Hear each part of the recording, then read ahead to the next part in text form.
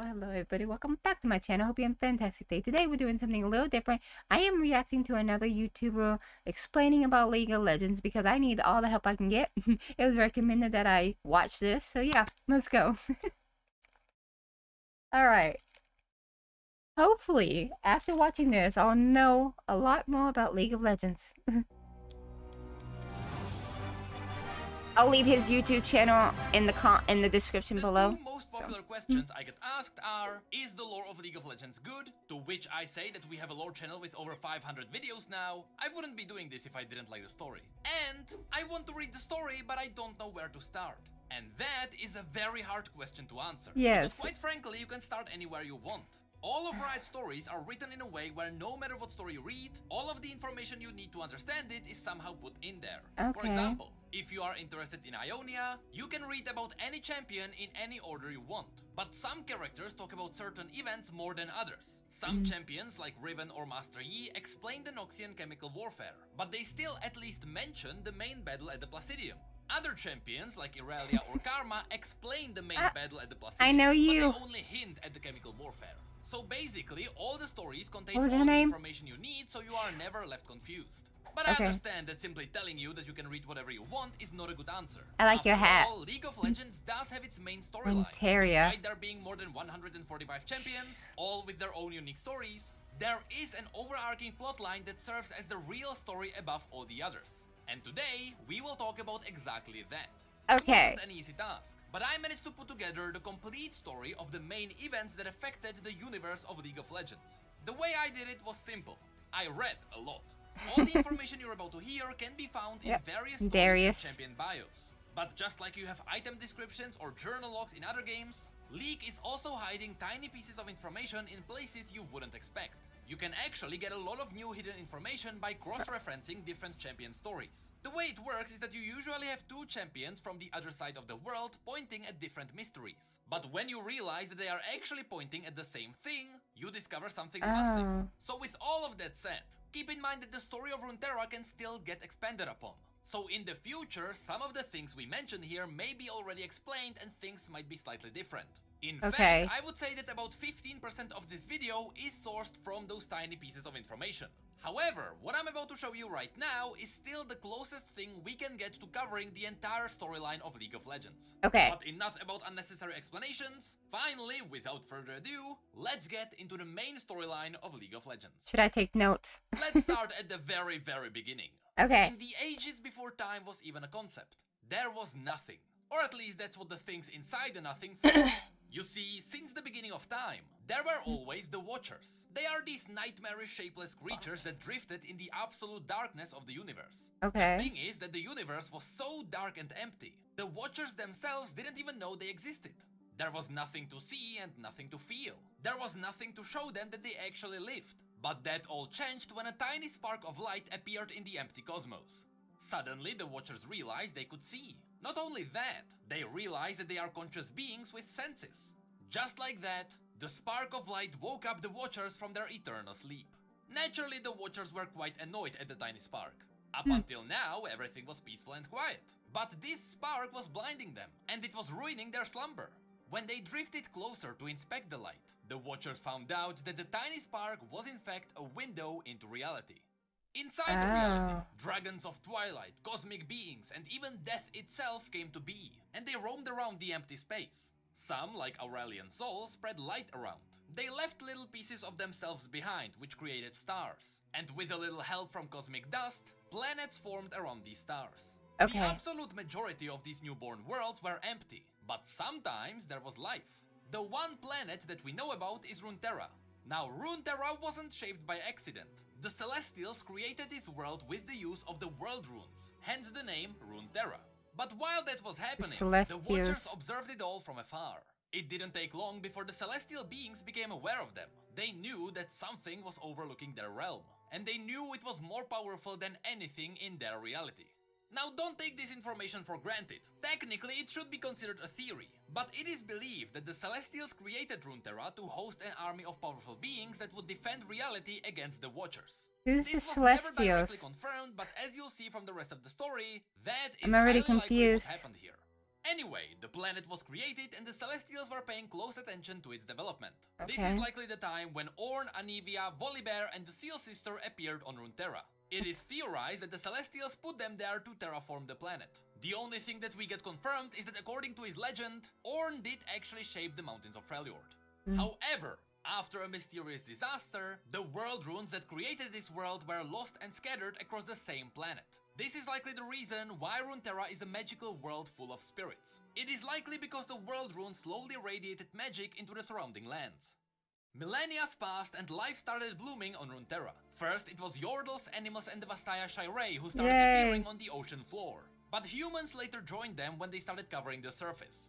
This was very important to the Celestials. As mortals began emerging, the Celestials started fiddling with their lives. In fact, according to the Celestials, they had some kind of grand design for the mortals. The story specifically avoids telling us what the design was, but at least we know that living beings had a purpose. The evolution of life wasn't an accident. To strengthen the relationship between the Celestials and the mortals of Runeterra, the Celestials did two things.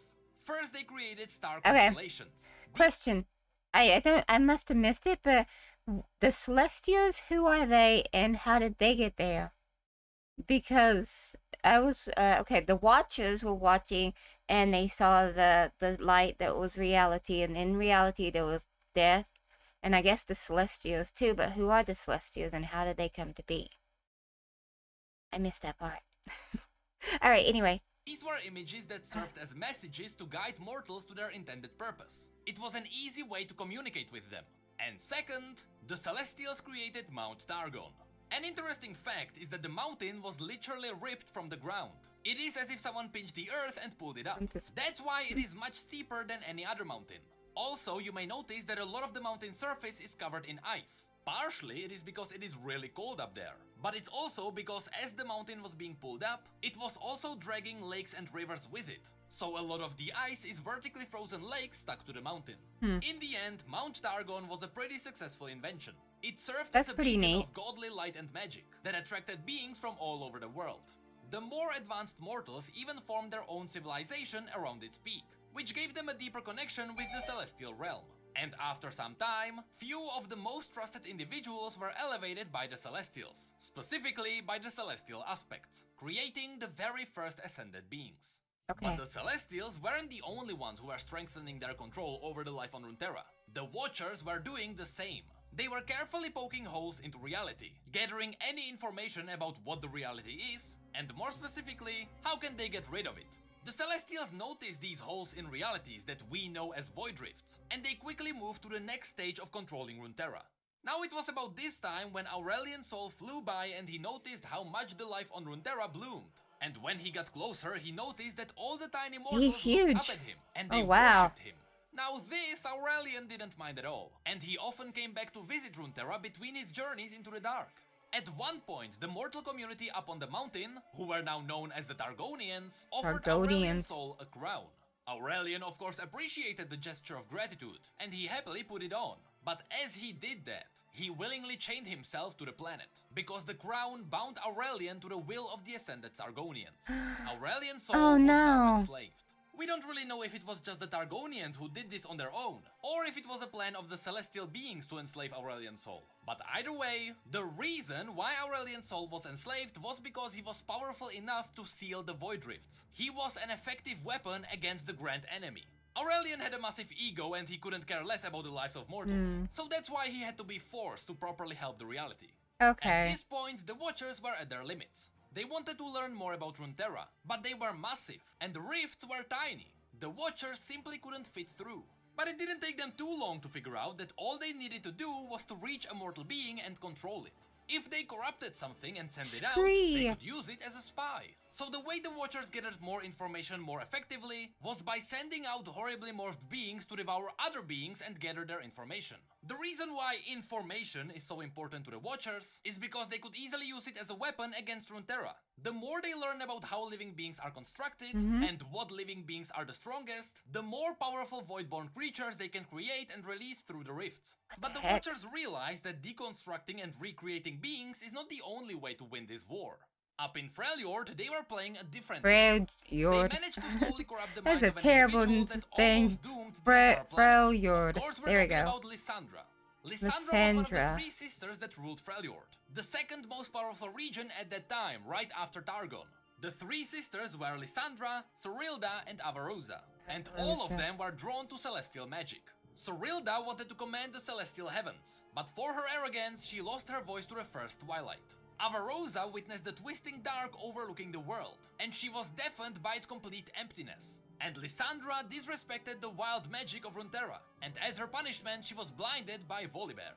Together, one blind, one deaf and one mute, the 3 sisters ruled Freljord. Since she was blind, Lysandra had to rely on her hearing and delving into dreams. This meant that over time her hearing was so good she could hear what others could not, voices that echoed through the fabric of reality. Unfortunately, what she didn't know is that it was the Watchers who slowly corrupted her. Years passed and Lysandra now fully trusted the Watchers, but she didn't dare tell her sisters about them. In secret, Lysandra even struck a deal with the Watchers. The Watchers would give her people near immortality. This power of immortality is what created the Iceborn, who are basically Freljordians touched by the power of the Void. And in return, all the Watchers wanted was a safe place to rest when they visit their world. To Lysandra, this was an offering she couldn't decline, and so she accepted the terms on her sister's behalf. More years later, when the Freljord was ready for the Watchers, without a warning, they started emerging from the abyss, revealing Lysandra's hidden allegiance. Unfortunately, their horrible twisted forms were not what Lysandra expected, and she realized the grave mistake she had made. She invited the end itself to their world. At this point, Lysandra had 2 options. Let the world be consumed, or sacrifice everything she had ever had. And so, using her Iceborn powers, Lysandra managed to freeze everything and everyone who was present, killing Sorilda and Avarosa in Oh the my process. gosh. This is how a couple of Watchers got frozen in the Howling Abyss, while the rest escaped. After this defeat, the Watchers retreated, but not without new information. Many decades later, on the other side of the world, the war against the Void took another So, in the game, is there a place where you could see Watchers frozen in ice? That's really a cool story. I like that. turn. Even though Targon had Aurelian's soul under their control, and they dealt with all the easily accessible rifts, I never played the game, so I don't know what's in it, and that's based on the actual story. So, I apologize. sometimes they had to deal with smaller tears in reality that couldn't be accessed by a massive celestial dragon. That's why the Celestials had to nudge mortals to start a new empire. This time, more to the east. Under the guidance of the Celestials, the What new Shuriman empire? Empire began constructing a massive disk in Nerimazeth. Using this Nerimazeth. disk, they attempted to channel celestial powers into their chosen soldiers. But the experiment failed and the disk was destroyed. Later, they made another attempt at this more to the east. This time they constructed a much bigger sun disk that would create super soldiers Oh, capable wow. of fighting back the Void. That's These cool. soldiers would get many different names. God Warriors, Golden Warriors, Sunborn, but we know them as Shuriman Ascended. Here we need to mention 3 Shuriman very important individuals Ascended. that play a big role in this war. Azir became the greatest leader of the Empire and the Grand Leader of the Ascended. He was loved by pretty much everyone, but keep in mind that he was still a human. He became Ascended much later. Nasus became the wisest of the Ascended. His knowledge of war tactics would become irreplaceable. And the third important character is Setaka. She became the Setaka. war commander of the Ascended host, and she was the deadliest of all the Ascended. As the Empire was growing and the number of their god warriors was expanding, other nations became suppressed, and some even feared the unstoppable army of Shurima. One such nation was the kingdom of Icathia. Their leader, the Icathia. infamous Mage King, had enough of cowering before their Mage might, King. so he went to war against Azir. Now the Mage King knew his small kingdom of mages would not stand a chance against the Ascended, so he called upon a power greater than what the Sun Disk could offer. He called upon the Void. Uh-oh. During the Battle for Icathia, a massive void rift consumed the kingdom, and after hundreds of years of observing, the Watchers had another chance to silence all reality. Using their previously gathered knowledge, the Watchers corrupted everything they touched, and they created new voidborn abomination the world had never seen. This was a war on a scale nobody expected. But after many sacrifices, including Setaka, who died while being torn apart by these abominations, the Wow. Ascended won, but at a great cost. Not only was the rift in Icathia so big that even today it is still not fully sealed, but most of those who survived were permanently marked by the Void. Before this battle, the Watchers have never even seen a God Warrior before, so they weren't able to fully corrupt anyone.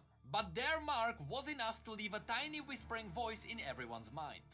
Thankfully, even though their war commander Setaka was dead, Azir and Nasus remained untouched by the Void, and they kept all the Void-touched warriors under control. Of course, it didn't stay that way forever. Zerath, Azir's slave, who was also his best friend and a guide, saw him as a naive emperor.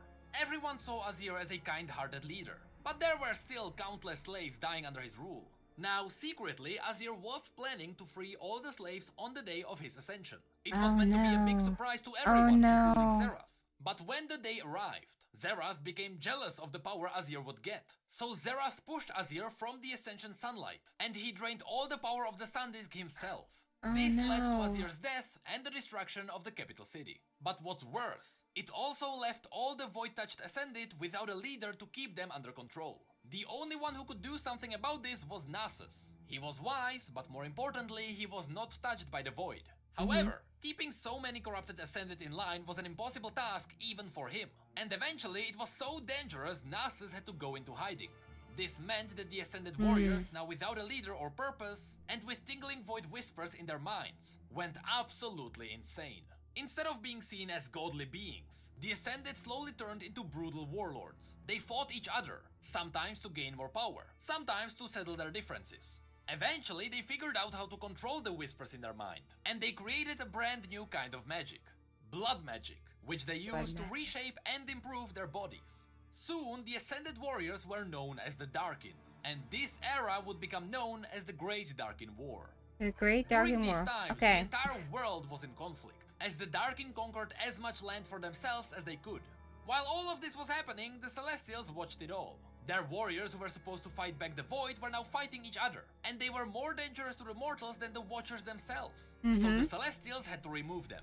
The simplest way to do so was to send the aspect of Twilight to Shurima. There she would teach mortals how to seal the Darkin inside their weapons. It took a couple of years, but in the end, the surviving Shurimans together with the Targonian aspect sealed all the remaining Darkin. And finally, the world saw peace again. For a while anyway. If we look back at what just happened... Okay, so they sent a little girl to help them control the Darkin, I guess. Who was the girl and where did she come from? Alright, back to the...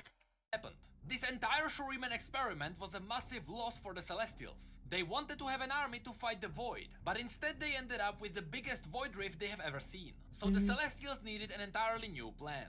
But before they could figure something out, mortals took their fate into their own hands. Possibly in the worst way imaginable. Of course. See, now that the Darkin were gone and the world was left in utter ruins... Oh, the Darkins are the actual people. So...